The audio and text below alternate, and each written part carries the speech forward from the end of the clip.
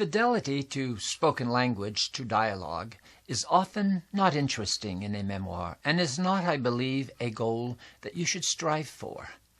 Dialogue in a memoir ought to convey feeling and not information.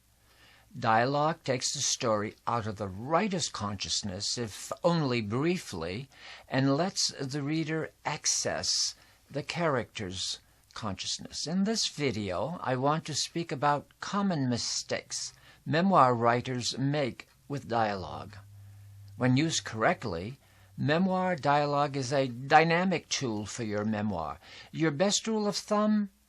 Use dialogue to show emotion and reveal character rather than to impart information.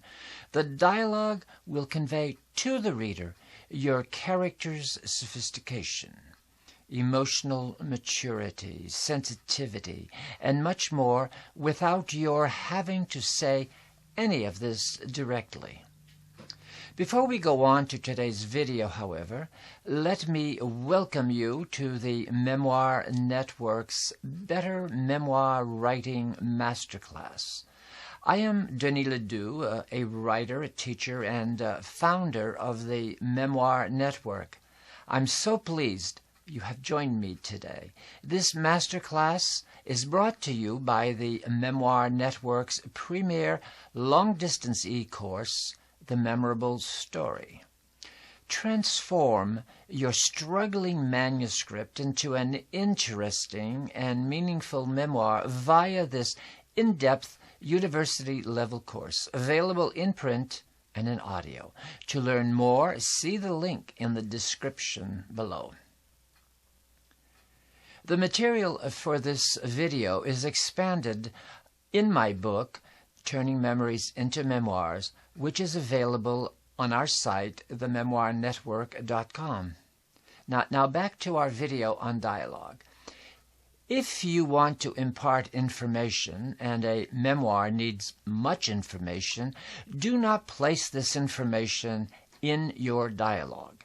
Use the narrative to give information. While in everyday conversation we frequently speak, giving a lot of information, in writing, information shared in the dialogue quickly becomes staid and seems to be the writer's effort to convey background info. This tends to get boring really fast. Here's an outrageous example of dialogue that is full of information. I love my cousin Louise, I said, whose father was governor of the state on 3 successive occasions and is now a successful businessman who has financed Louise's new venture. The part of the dialogue about the father as governor and businessman and support of Louise clearly does not belong in the dialogue. This could have been imparted in this way. I love my cousin Louise, I said. Now that's the dialogue part. Then you could have added on in the narrative. I went on to tell my friend that Louise's father was a governor and businessman and her support. Then you could have written, I went on to tell my friend that Louise's father was such and such a businessman and a governor, and here you provide the pertinent information that you want to impart. The information is in the narrative, not in the dialogue. By the way, everything that is not dialogue in a story is the narrative. Most memoirs are predominantly narrative, with a very small part, probably 3 to 5% of your text, being dialogue. Now, if you say, oh, but that's how it really was said, well, that's really not enough. It is sometimes difficult for a new writer to make this distinction. But that's I heard this in a conversation, the new writer might retort. Isn't everyday conversation dialogue? Well, yes, of course it is. But if the conversational dialogue is not insightful, why include it? Why bore the reader? Someone might have said in real life, you don't want to ask me about that. While this is faithful to what the character might have said, it does not tell the reader much unless you want the reader to know that the character was inarticulate and emotionally closed.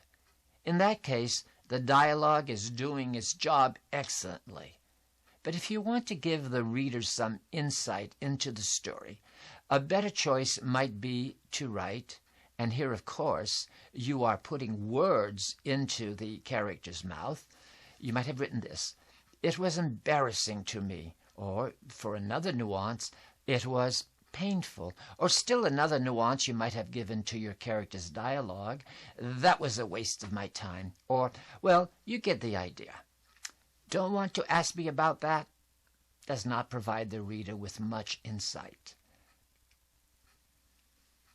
There's not much to work with in that bit of conversation.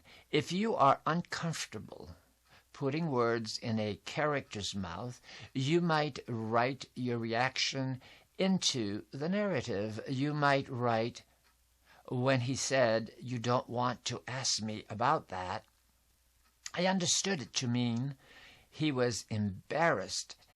In most cases, the dialogue occurred long ago, and honestly, you probably don't remember the exact words. You only remember the meaning of what was said. In that case, why not use a few words that are insightful? Always keep your dialogue short when you're using a few words. This supports verisimilitude. Well, verisimilitude means that what you write in the dialogue must seem true and believable. That's what verisimilitude means. If you use 100 words to quote what someone said 50 years ago, the reader will hardly believe you. No one can remember 100 words from 50 years ago. 10 words perhaps, but 100? I don't think so. A memoir must interest the reader, and short dialogue focused on emotion is generally the most interesting thing you can write, with the narrative picking up exposition, explanation. It's difficult to give much info in a short dialogue, which is a good thing for you. Give the pedigree of a character in the narrative and add a piece of dialogue such as, "I am very proud of my family," my Aunt Jenny said.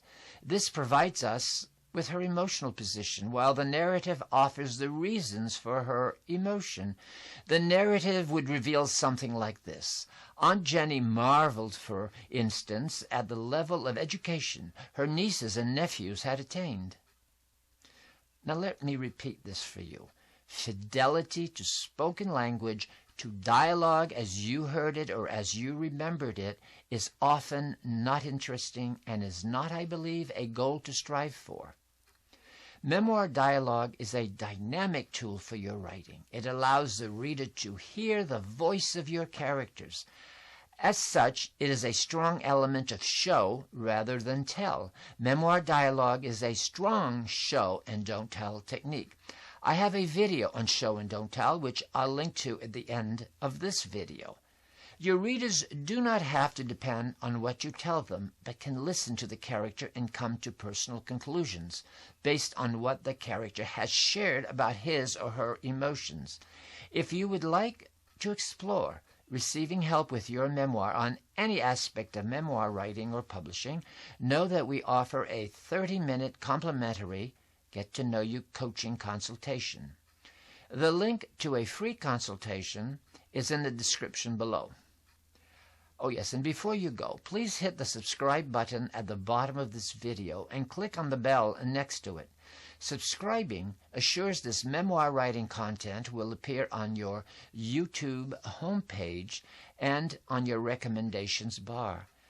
Check the description below for a link to this week's free video e-course, and remember, inch by inch it's a cinch, yard by yard it's hard.